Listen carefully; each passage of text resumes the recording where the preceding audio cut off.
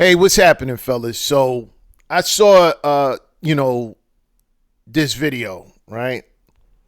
But I saw this video after I seen a bunch of other women doing reaction videos to this situation right here. They're very upset, up in arms. I haven't seen the video yet, so I don't know what she's gonna say. But the title is she ghosted her boyfriend after 11 months of dating because he didn't offer her a place to stay, right? So let's just hear what happened. Ghosted my boyfriend on New Year's Eve, and I have not spoken to him since. Now, sorry for the volume being low. It's not my computer. It's this the video. The video that I found. This volume is pretty low, so you might have to turn up the volume, but just bear with me. Before I get into this, I just want to say that me and my boyfriend, we have been together for a year. Well, almost a year, 11 months. A year on February 2nd, we will have been together. Okay? My boyfriend is also 34, grown man. He also is a homeowner, has a pretty good job, and also has a business that he's starting. So let's start there, right? So recently, I obviously, like you all have known, I've become unemployed, and I have not been able to find a job. I have put in like 30 applications a day. I've got nothing, like barely even an interview. I've gone on two interviews, so I've been literally struggling, and I no longer have the funds to afford these bills. Okay. Anyways, okay, I'm gonna keep it together for this. I'm not gonna get stressed out. I no longer have the funds to afford these bills. It's something so crazy about having hundreds of thousands of dollars one day and then the next day having nothing. But that's what's going on right now. And so Hundreds I of what? am Wait, hold on, vulnerable hold on. with What my did she say? of dollars one day and then the next day having these bills. It's something so crazy about having hundreds of thousands of dollars one day and then the next day having nothing. Did she say hundreds of thousands of dollars? You know what? I'm just going to take it as she meant hundreds to thousands of dollars. Because if you had hundreds of thousands of dollars and you blew it, that's on you. That's on you. You know, that's a lot of money to blow. Hundreds of thousands of dollars. But let's go. But that's what's going on right now. And so I am vulnerable with my man, and I go, hey, I'm gonna need to like stay with you for a little while I get myself together. Like, I don't have anything on the rent.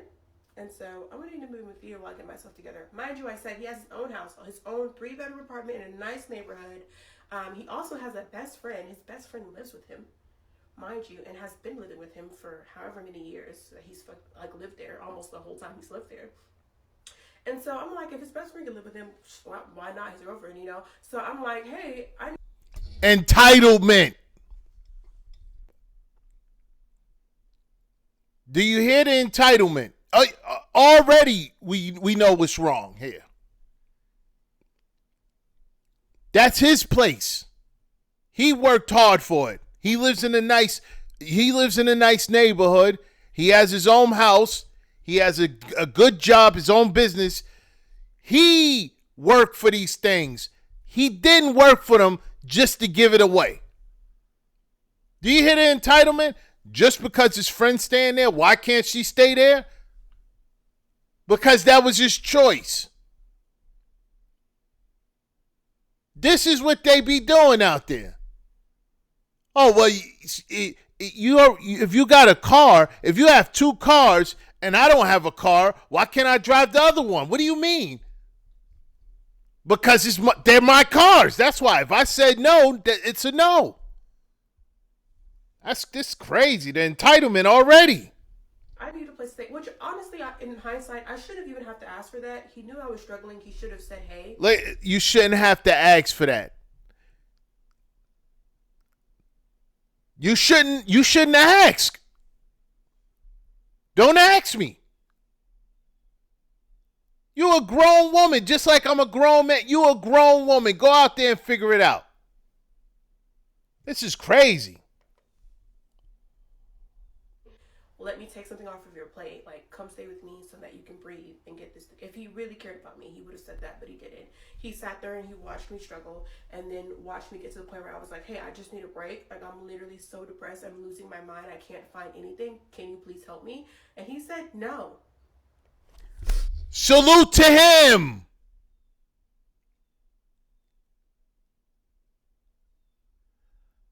Black men, you don't owe nobody anything.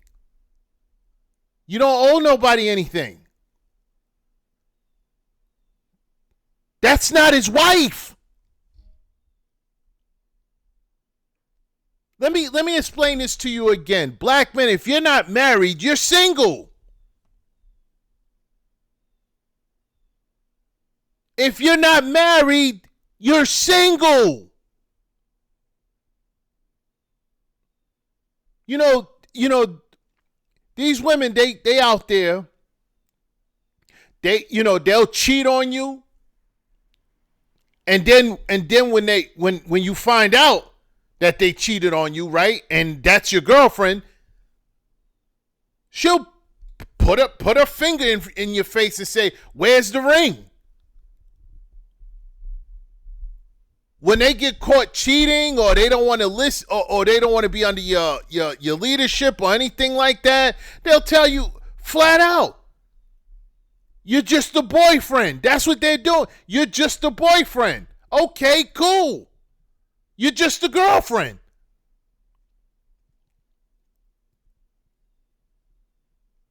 He has his friend there, right? Because he probably know his friend's character. He realized what your character is soon as you started looking at his stuff like it was yours.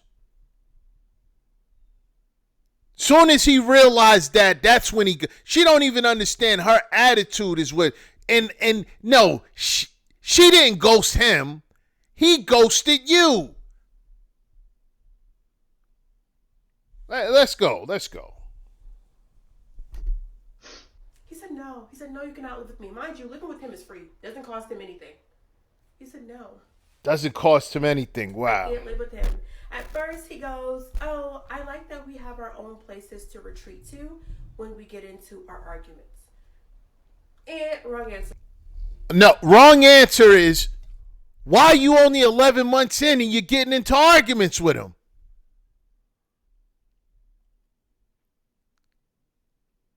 11-month relationship is new.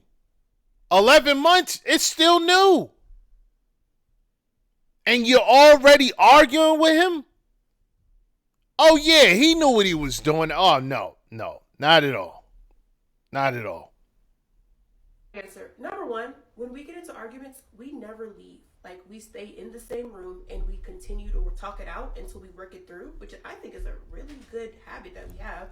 No, it's a problem if that's 11 months, that's what you're going through. It's a problem.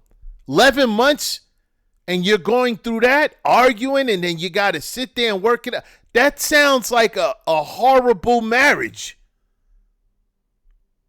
That sounds like a horrible marriage where you've been in that marriage for about 5-10 years and this is what it is now. 11 months in, she's supposed to be giggling at every joke you have, even if your joke is corny, even if your joke's not funny. She's supposed to be giggling at them. Instead, she's beefing and arguing with you. I see what happened now. A really good green flag that we have in our relationship. Yes, do we get into arguments? So does everyone. Yes, do I lose my cool? I'm a woman, but I rein it back in and we figure it out. Really, you lose your cool. You see, this is crazy. What she losing her cool.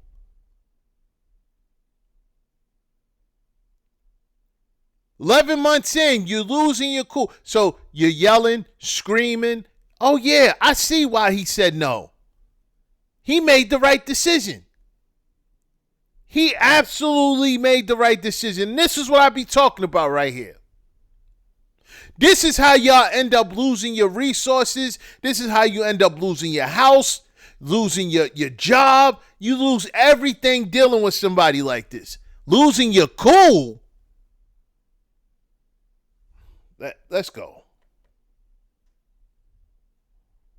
So that's a weird thing to say. We've never even done that. Second of all, that sounds like a problem to me, not a solution. When we get into arguments, we should not be leaving because what happens when we get married? There is no way to go. We both live in the same house. Married. So maybe that's not Forget a good about habit that. to start. Being that we have not started yet, maybe let's not start that now. On our very first date, I told him that I wanted to be engaged within a year. I said, after a year, I want to be engaged. He said that's plenty of enough time for someone to know whether or not they want to get married or not. This is what he said. We have talked about it, I shit you not, probably 10 times throughout this year. And never once did he say, I don't think this is going well enough for that to be a realistic goal anymore. Never once did he say, hey, like, let's pump the brakes. I don't think that we're doing that well for it to get to that. So I'm thinking we're doing well. We're on schedule. After a year or a year and a half, we'll probably get engaged. Then he goes, I don't think I want to live with someone again until I'm married to them. Which is some new boundary that he literally just made up because he's never said that the whole time we've been together. So now you can't come up with boundaries. Now you can't change your mind on anything. Even though you're not married yet, you can't change your mind. You can't move on and evolve. This is what she said. You can't evolve into a better person. You can't one day analyze your situation and say, you know what, there needs to be boundaries. And since now you analyze it and now you realize you need boundaries, no, you can't do that. Now it's all of a sudden, yeah, all right. So what if it's all of a sudden? All of a sudden I got smarter. So what? This is crazy. All right, let's go. And I go, maybe it's not a good idea that you live with someone after you already got married to them because what if you guys are not compatible to live together and you don't know that until after you're already married? Then what? That's really dumb, actually. And so I'm like, okay, that's a completely new thing, but granted, it's been a year. We set our goal for a year. Are we going to get married? And he goes, no, that was your goal. Since when was this my goal? It was my goal, but like, I thought we were in agreement because you never said that we weren't in agreement. Clearly, I made all this up in my head. Yes, you have. This was never a goal. I just thought it was a goal because I continuously talked about it. And he never said that it was unrealistic. As a matter of fact, he said the quite opposite. That it was a realistic goal to have. And never once, as we neared to the end of that year, did he ever say, hey, I don't think we're close to being married. So imagine my surprise when he says, I don't think we're close to being married. We still have things to figure out. Because a couple of nights ago, I got super irritated at him and yelled at him and told him to leave my house. Look at this. Already going through stuff. Already at 11 months. First of all, you're stressing them out, and it's only been 11 months. Also, those are some very, very heavy expectations at 11 months.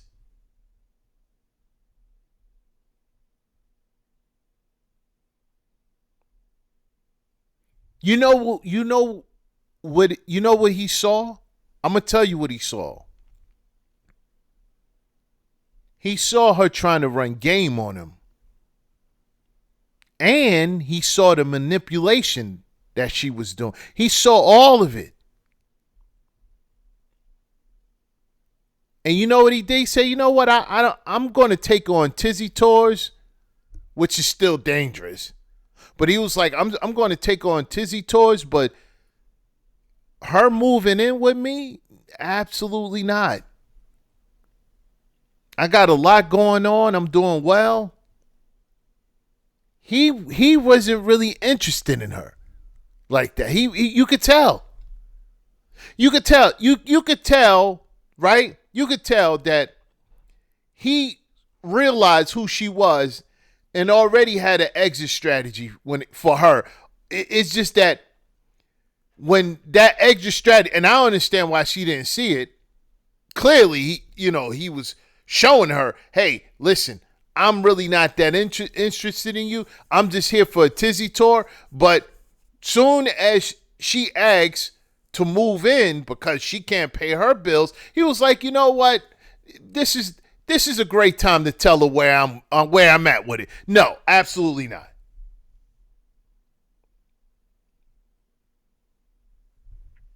He doesn't want you. And you know what else he doesn't want? He doesn't want your debt. How about that?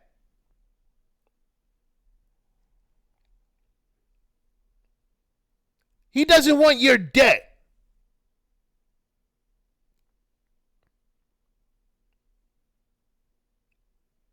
What makes you think you're entitled to this man's home that he worked for?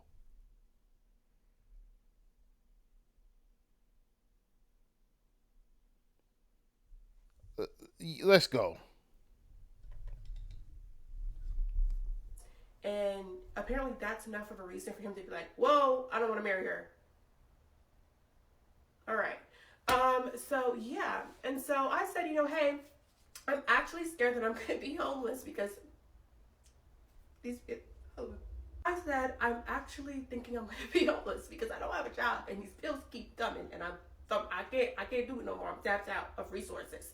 And I think I'm gonna end up, if you don't let me live with you, I'm gonna end up in my car, living in my car, something like being actually homeless. And he goes, well, plenty of millionaires have lived in their car before.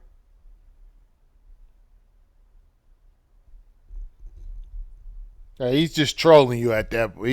He don't care what he's saying to you. So basically, he said, yeah, no, I'm not gonna help you. I'm sorry that you're dealing with this. I know it's hard, but basically, And here's another thing, right? You know what they were saying in the comments of this video? The women, because he has his friend staying there, his best friend staying there, right? They were saying that there's something going on between him and the best friend. How foul? You don't know this man. You don't know anything.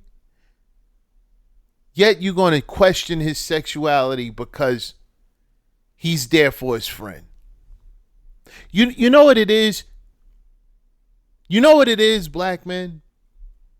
They so terrible to each other. They don't know what friendship is. They're their own worst enemy. They're not friends with each other. They always doing something evil to each other. They always snaking each other. So when they see you doing something for your friend, they just don't understand that. They don't understand that. They don't understand how friends operate, especially if you're best friend. They don't understand that concept because they do their friends dirty while you look out for your friends. You look out for your friends. How many times your friend, especially your best friend, then called you, asked you for some help, and you helped him? Don't matter what it was. He needed a place to stay, you got him. He needed you to drive him to work because his car's broke down, you got him, right? He needed some money because he's late on the rent, and things are just happening, you got him. Now, when it was you who needed some help, he got you. That's what friends are there. Friends are not just there to hang out. Friends are not there just for the good times. Friends are there for the bad times too. That's why they're friends. Especially best friends. So his best friend probably didn't have a place to stay. Probably needed a place to stay. And he has a place to stay. That's his friend. Hey, I got you. You can stay here. Because that's his best friend. She saw that and automatically thought she should be in the same position because he let his best friend state it. Well, he knows his best friend character. They've been best friends for years. He know that if anything was to happen with him, he can always rely on his best friend. Once his best friend is up, if anything happens with him, he can rely on his best friend. You showing your character already. You're trying to take something that he built and you want it.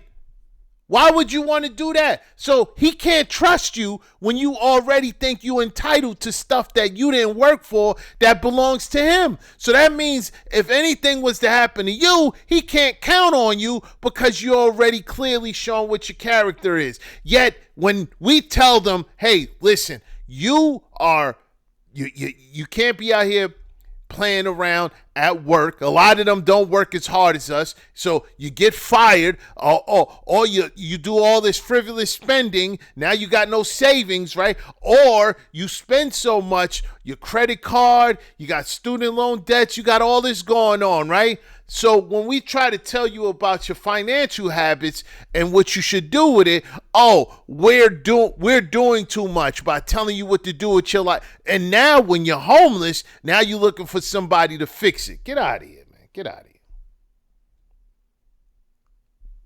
He told me that you never really do have anybody to depend on and you come alone in this world and you are your own person and you should be your number one priority because nobody else is going to be dependable, which I translated to he is not someone I can depend on.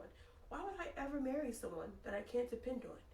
I'm a dependable person. I've had friends that I've let stay with me, that I've given a place to stay for free, that I've been able to like say, hey, you can lean on me. Like, don't worry about nothing. Take a break. I got you. So if I can be dependable to my friends, you can be dependable to your girlfriend. It's not a crazy concept. Yeah, we do come in this world alone, but Why are your friends not? Listen to this. I just said, hold on. that I've given a place to stay for free, that I've been able to like say, hey, you can lean on me. Like, don't worry about nothing. Take a break. I got you. So if I can be dependable to my friends, you can be dependable to your girlfriend. No. How about your friends be dependable to you? How come your friends, if your friends can depend on you, how come you can't depend on your friends? Because you're lying.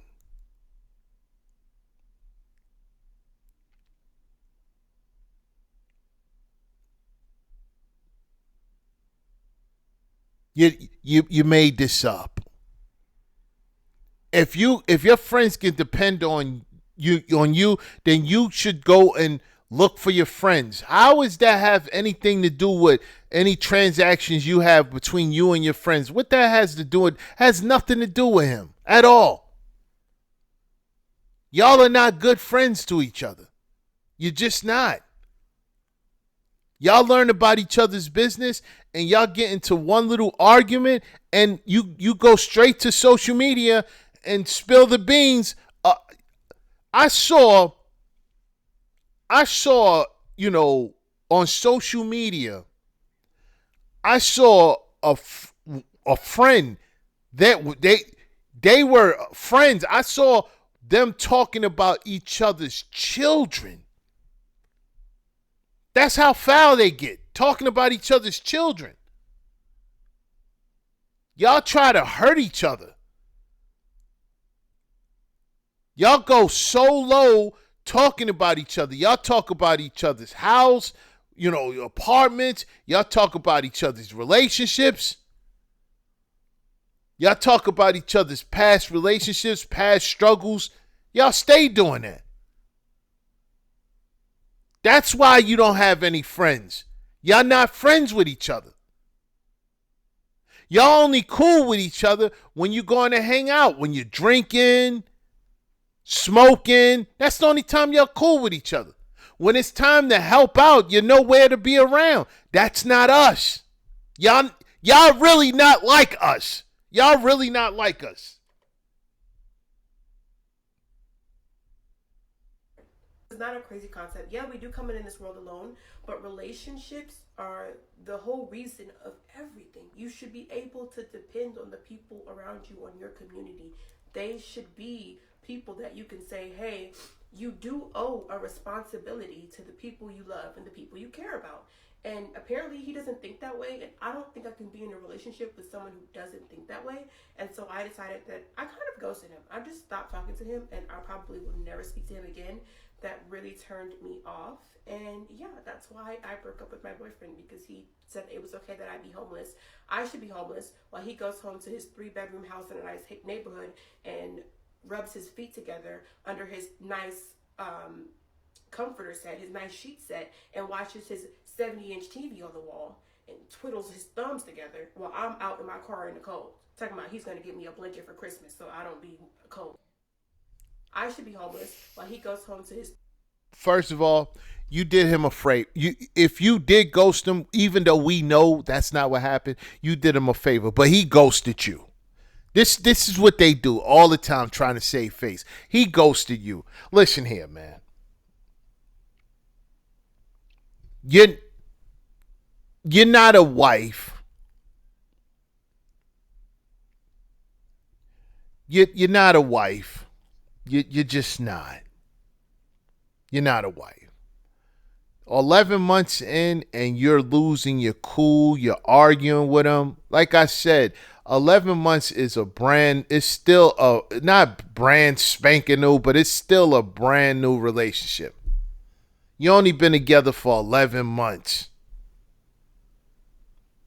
11 months and you're already losing your cool. What does losing your cool look like? You're screaming at him, yelling, giving him attitude. He saw that. And he didn't want that in his house. He dealt with it knowing that he can leave that. That's the thing. He dealt with it knowing that at any given time, he could just leave that. If you move in with him, where's he going to go when you start doing that? He has to leave his home now? And then, she moves in with him. And before you know it, she's in there for 30 days. Past those 30 days, you decide to tell her to leave. She says, no, you can't kick her out. You officially living with a squatter. You can't kick her out. You can't tell. She moves in because this is what a lot of them do. A lot of them move in with their boyfriends and then get mail sent there. So they can't get kicked out now. After 30 days, you say, hey, listen, it's not working out. You got to leave. I'm not leaving. What are you talking about? No, he saw that and said, nah, we not even playing any of that. We not playing none of those games. And she got upset because he wouldn't give her a place to stay. Listen, he don't want a burden. Imagine you working so hard to get something and somebody just come through in your life and want it for free. For free. And think they should be entitled to it. No. He ghosted you. You didn't ghost him. And honestly, you shouldn't even have done this video because anybody who knows you, right? Anybody who knows you, let's say, she gets on her feet. Let's just say she gets on her feet, start doing well. This video's still here. People's going to see this and they're going to say, oh, she is out of her mind. Anybody that you decide that you want to get in a relationship with, let's say she do find a decent guy. If he see this video, it's done. How come they can't just keep this stuff to themselves? You got to tell the world what you're going through. You got to tell the world how obnoxious you are.